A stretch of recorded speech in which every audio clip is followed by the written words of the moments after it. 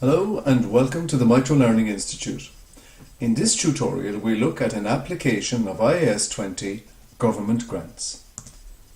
In this example we take a company and we say that a company purchased a piece of equipment for $600,000 on the 1st of January 20XX. The equipment is expected to have an economic life of 5 years and will have no residual value.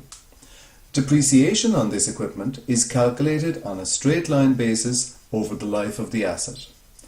The company received a government grant of $200,000 towards the purchase of this equipment, and the financial year end of the company is December 31st each year. Now the question we're asked to address is to show the relevant extracts from the financial statements for the year ended the 31st of the 12th XX and for the following year ending the 31st of the 12th XY under each of the two allowable methods of presentation under IAS 20. Firstly, let's look at method 1, and this method is to set up a deferred grant income account. This involves opening a deferred grant income account when the grant is received. So we debit our bank with $200,000 of cash and we credit this deferred grant income account, also with $200,000. Under this method, a portion of the deferred grant income is transferred to the income statement as income each year over the useful life of the asset. In this example, $40,000 will be transferred to the income statement each year, and at the end of December 20XX, the remaining balance in the deferred grant income account is $160,000, and this must be recorded as a liability in the balance sheet. This liability of $160,000 must be split between non-current liabilities of $120,000 and current liabilities applicable to the subsequent year of $40,000. At the end of the following December 20XY, 2 years deferred income will have been transferred to the income statement, and the remaining balance in this deferred grant income account is $120,000. Once again, this balance must be split between non-current at $80,000 and current liabilities at $40,000.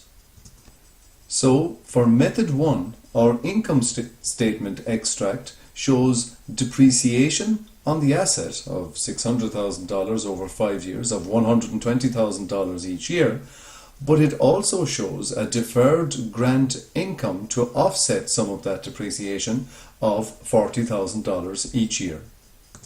Also on the balance sheet under method 1, we have the non-current asset, which is carried under IAS 16 at its depreciated historic cost, and we also have the current liability and non-current liability element of the deferred grant. Let's now look at method 2, and method 2 involves deducting the grant in arriving at the carrying value of the asset. Under method 2, the cost of the asset of $600,000 is reduced by the value of the grant of $200,000 to give an initial carrying value of the asset of $400,000. This will result in a reduced annual depreciation charge of $80,000.